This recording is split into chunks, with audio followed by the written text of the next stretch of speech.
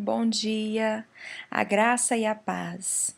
Que o seu dia hoje seja um dia abençoado, que o seu dia hoje seja um dia de vitórias. Amém?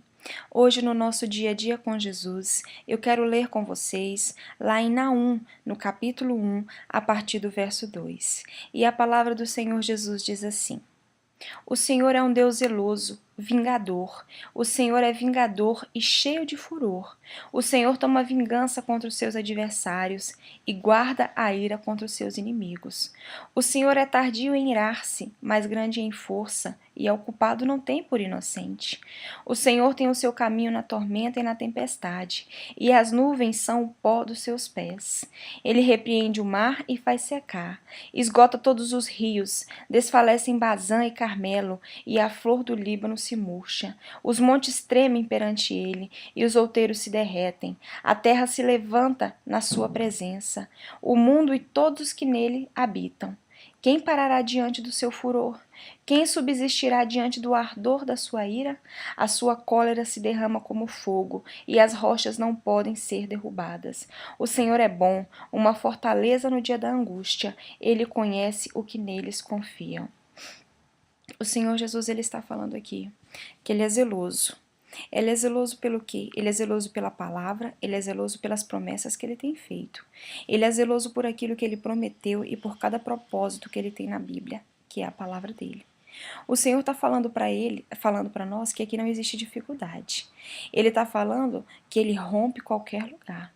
Ele passa pelo mar, ele abre o mar. Ele está falando que ele repreende o mar, ele faz secar. Então ele repreende a violência, ele repreende aquilo que se levanta contra a sua vida.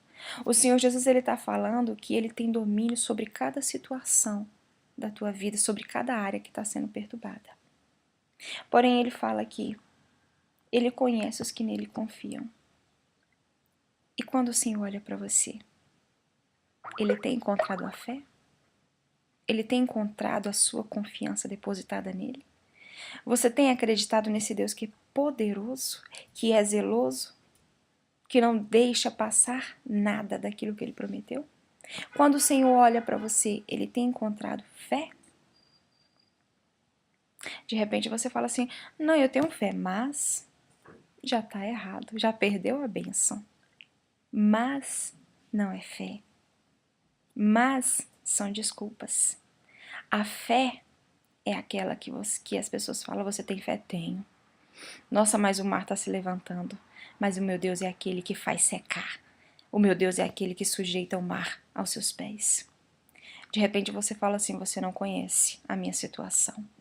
Você não sabe pelo que eu tenho passado, você não sabe quantos anos eu tenho sofrido com essa situação e nada mudou. Não sei mesmo, mas Deus conhece, mas Deus sabe. E sabe o que é o melhor de tudo? Porque Deus, ele não apenas conhece a nossa situação, ele não apenas conhece a nossa dificuldade. Deus, ele não apenas conhece o coração endurecido dos nossos filhos que estão no mundo. Deus, ele não apenas conhece aquele marido violento ou aquela mulher rixosa dentro de casa.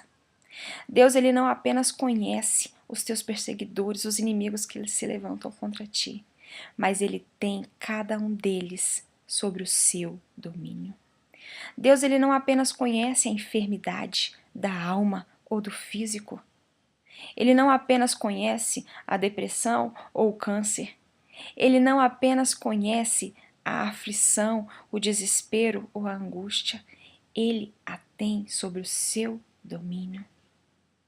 Porém, tudo que nós precisamos receber do Senhor precisa estar sujeito à nossa fé. Isso é o que abre os caminhos. Esse texto aqui de Naum está falando sobre a ira que o Senhor Jesus estava sobre Nínive. O Senhor já havia mandado ali o profeta Jonas para curar, para restaurar aquela cidade. O Senhor, quando Nínive se arrependeu e chorou e se humilhou diante do Senhor, ele se arrependeu de destruí-la. Mas mais uma vez, a incredulidade, a falta de fé de Nínive fez com que Nínive saísse do caminho do propósito de Deus e fez com que o Senhor se irasse. Não há nada que chateie, que ire mais o Senhor do que a nossa incredulidade. Porque quando você fala para o Senhor assim, eu confio mais, é que, sabe, é porque você está falando para Deus. É porque, Senhor Jesus, o Senhor não vai resolver. É porque você não tem poder, meu Pai. É isso que você está falando para Deus. Deus, é porque essa situação aqui é difícil demais. Se eu não posso resolver, dirá você, Deus. É isso que você fala quando você duvida. Se você hoje está num lamaçal de dívida, de enfermidade, se hoje você está num profundo abismo de solidão, se hoje você está num profundo desconsolo por causa dos teus familiares que não conhecem a palavra, de repente você tem drogados na tua casa, alcoólatras, de repente você tem pagãos, você tem pessoas que mexem com o ocultismo. Eu quero te dizer uma coisa, tira o mas das tuas orações e das tuas palavras. Coloca, eu confio, Senhor, eu creio, eu sei que tu podes. Porque o Senhor está falando que quando Ele olha para nós, Ele reconhece aqueles que confiam. E quando nós confiamos, não há nada que possa ser impedido. Não há razão para que o Senhor não haja na nossa vida. Nós vimos lá em Gênesis, Abraão, a fé dele foi imputada para a justiça. O Senhor ele foi capaz de realizar milagres sobrenaturais, porque Abraão creu. Sara, ela fala que quando todos vissem a história dela, quando todos soubessem que ela teve Isaac, as pessoas iriam rir com ela. Por quê? Porque tamanho era o milagre. Porém, a gente vê ali que Ló não teve uma boa história. Você não olha para Ló e vê as grandes bênçãos do Senhor. Porque Ló não cria em Deus. Porque Ló não estava sujeito à vontade de Deus. Ele estava o tempo todo buscando com as suas próprias forças. Ló, ele era o rei do mais. Mas, Senhor, essa cidade eu vou deixá-la. Mas, Senhor, e as minhas coisas? Mas, Senhor, e as minhas riquezas? Mas, Senhor, como é que eu vou? Como é que eu faço? E o mais de Ló fez com que ele não tivesse uma história bem-sucedida. Fez com que ele não tivesse a sua marca na história, como um servo de Deus fiel, abençoado, que Deus honrou. Porém, Abraão hoje, até hoje é conhecido como o pai da fé, aquele que lutou, aquele que teve vitórias, aquele que foi rico, aquele que teve o seu sonho realizado, aquele que foi fiel até a morte e nunca teve algo na sua história onde ele pudesse falar, o Senhor falhou comigo, porque o nosso Deus não falha.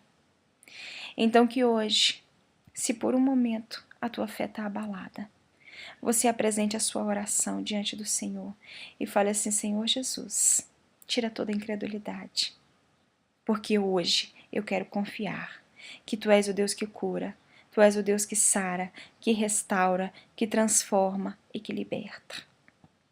Eu quero te dizer mais. Se tudo que você está passando hoje foi porque alguém te fez mal, porque alguém te feriu, porque alguém te magoou, porque alguém lançou palavras contra você, porque alguém duvidou, o Senhor ele está falando aqui. Ele é zeloso e vingador. Ele é tardio em irar-se. O Senhor fala que a ira dele tarda, mas ela não falha.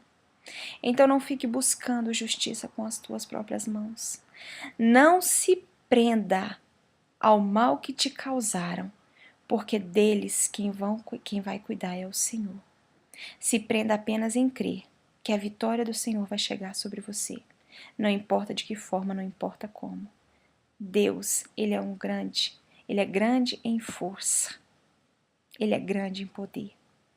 Tudo está sujeito sobre Ele. Se Ele é um Deus que seca o mar, Ele vai secar tuas lágrimas. Se Ele seca o mar, Ele vai secar cada ferida e transformar e restaurar o teu coração. Como diz aqui, os montes tremem perante Ele e os outeiros se derretem. Se as barreiras que estão na tua frente, você não pode ultrapassá-las, você não pode pulá-las, o Senhor vai derreter cada uma delas. Não importa qual o teu problema, confia, creia, e isso será a tua bênção. A confiança no teu Deus te levará a romper.